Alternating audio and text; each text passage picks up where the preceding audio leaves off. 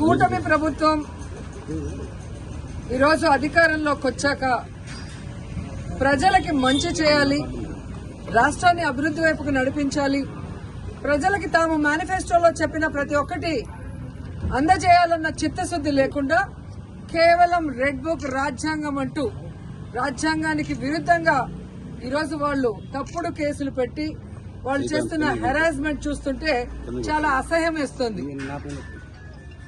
ఈరోజు వైఎస్ఆర్ కాంగ్రెస్ పార్టీ నాయకుల మీద కేసులు పెట్టి వాళ్ళని అరెస్ట్ చేసి కోర్టుకు తీసుకువెళ్లి కోర్టులో బెయిల్ ఇచ్చే లోపల ఇంకో పోలీస్ స్టేషన్ లో ఇంకో కేసు పెట్టి మళ్లీ ఇంకో కోర్టుకు తీసుకెళ్తాం, అక్కడి నుంచి బయటకు వస్తే మళ్లీ ఇంకో కోర్టులో కేసు పెట్టి ఇంకో చోటుకు తీసుకెళ్తాం. ఇది మనం కళ్ళారా పోసాని కృష్ణమురళి కేసులోనే మనం చూస్తున్నాం. అలా చాలా మంది మీద కూడా జరుగుతున్న విషయాన్ని ప్రజలు తెలుసుకోవాలి. ఎందుకంటే సుప్రీంకోర్టు క్లియర్ గా మార్గదర్శకాలు ఇవ్వడం జరిగింది. ఒక మనిషిని అరెస్ట్ చేశాక ఒకవేళ ఆ మనిషి మీద వేరే వేరే పోలీస్ స్టేషన్ లో కేసులుంటే వాటన్నిటికీ పీటీ వారెంట్ ఇచ్చి ఒకే చోట విచారణ చేయాలని స్పష్టంగా ఉన్న వాంటెడ్ గా ఈరోజు జిల్లాలకి పోసాన కృష్ణమురళి గారిని వెహికల్లో తీసుకెళ్లి ఎలా హ్యూమిలేట్ చేస్తున్నారు, ఆయన ఆరోగ్య పరిస్థితి బాగా లేకపోయినా ఆయన ఏ విధంగా టార్చర్ పెడుతున్నారో మనం కళ్ళారా చూస్తున్నాం.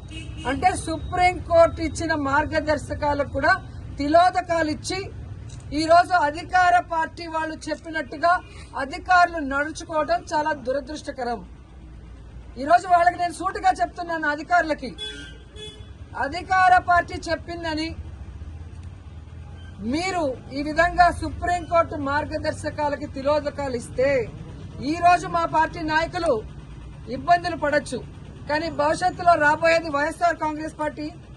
జగన్మోహన్ రెడ్డి గారు ముఖ్యమంత్రి అయిన తర్వాత నిబంధనలకు విరుద్ధంగా పనిచేసిన అధికారులని, మా వాళ్ళని ఎక్కువ రోజులు జైల్లో పెట్టాలని తప్పుడు కేసులు పెట్టి అధికారులని మిస్యూజ్ చేస్తున్న కూటమి ప్రభుత్వ నాయకుల్ని ఎవరిని వదిలిపెట్టము, న్యాయబద్దంగా అందరినీ కూడా శిక్షిస్తామని కూడా వాళ్ళకి ఘంటాపదంగా చెప్తున్నాను. ముఖ్యంగా అధికారులు తెలుసుకోవాల్సిన విషయం, 9 నెలల్లోనే ఈ కూటమి ప్రభుత్వం చేతగాని ప్రభుత్వం, చెత్త ప్రభుత్వం, ప్రజల్ని ముంచే ప్రభుత్వం అని తెలుసుకున్నారు కాబట్టే ఈరోజు ఉత్తరాంధ్రలో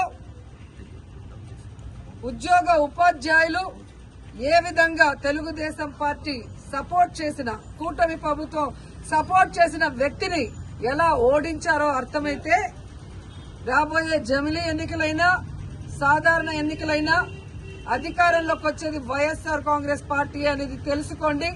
ఇకనైనా అధికారులు మీరు ఏదైతే న్యాయబద్దంగా చేయాలో అలా చేయాలి, అంతేగాని మీరు మితిమీరిన ఉత్సాహంతో చేస్తే మాత్రం చాలా బాధపడే రోజులు వస్తాయని కూడా తెలియజేసుకుంటున్నాను.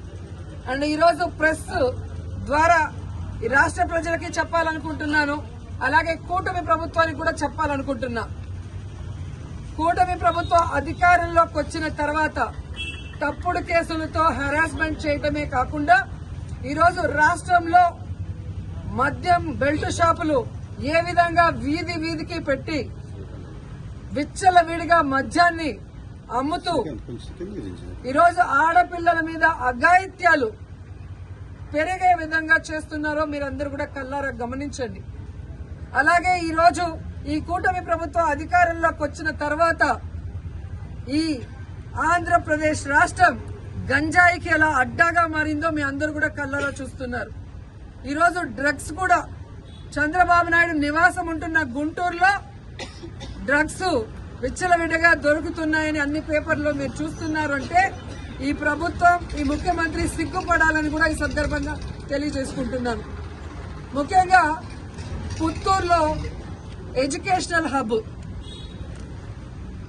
ప్రైవేటు ప్రభుత్వ ఇంజనీరింగ్ కళాశాలలు, డిగ్రీ కళాశాలలు, అలాగే మెడికల్ కళాశాల, ఆయుర్వేదిక్ కళాశాల, ఇలా ఎన్నో కాలేజీలు పుత్తూరులో ఉంటే ఈరోజు గంజాయికి అడ్డాగా మారింది. గతంలో కూడా తెలుగు యువత హరి అనే అబ్బాయి ఈ విధంగా విచ్చలవిడిగా గంజాయి అమ్ముతూ దొరికిన దాఖలాలు పుత్తూరులో మీకు కనిపించాయి. అదే వ్యక్తి వైజాగ్ లో దొరికాడు 28 కిలోలతో, అది కూడా మీరు గమనించారు. ఆ రోజుల్లో మేము పోలీసు వాళ్ళని ఇలాంటివి జరగకుండా తప్పు పనులు చేసే వాళ్ళని తరిమి కొట్టాం. కానీ ఈ రోజు ఎమ్మెల్యేనని చెప్పుకునే వ్యక్తి ఆడికి అమావాస్యకి ఒక రోజు కాన్స్టిట్యున్సీకి వస్తున్నాడే తప్ప గంజాయికి అడ్డాగా మారిన పుత్తూరుని నగిరిని కాపాడటానికి ఏ రోజు ఆయన నాయకులు పని చేయలేదు. ఈరోజు ఎంతో నమ్మకంతో తల్లిదండ్రులు తమ పిల్లల్ని పుత్తూరు నగిరి కాలేజీలకు పంపిస్తే వాళ్ళు అక్కడ హాస్టల్లో ఉండి చదువుకుంటున్న వాళ్ళకి గంజాయి డ్రగ్స్ అందుబాటులో తీసుకొచ్చి ఆ పిల్లల జీవితాలు నాశనం చేస్తుంటే ఆ ఎమ్మెల్యే పట్టించుకోవట్లేదు, అధికారులు పట్టించుకోకపోవడం దురదృష్టకరం.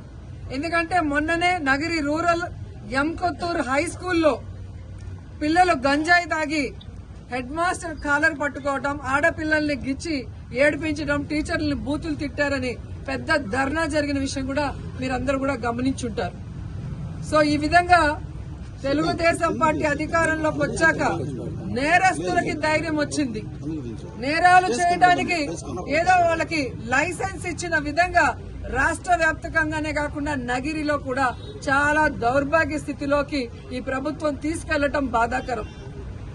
ఒక పక్క 100 రోజుల్లో గంజాయి అరికడతానని చెప్పి ముఖ్యమంత్రి గారు, హోమ్ మినిస్టర్ గారు చెప్తారు. కానీ 100 రోజులు అయిపోయింది. కుప్పంలో గంజాయి సాగు జరుగుతూ కూడా మీరు వీడియోలన్నీ చూసుంటారు. మరి ఒక పంట పండాలి అంటే ఈ రోజు ఇత్తనం వేస్తే రేపు రాదు కదా. మరి అంత సాగు జరుగుతూ ఉంటే ముఖ్యమంత్రి సొంత కాన్స్టిట్యున్సీలో చంద్రబాబు నాయుడు గారు నిద్రపోతున్నారు.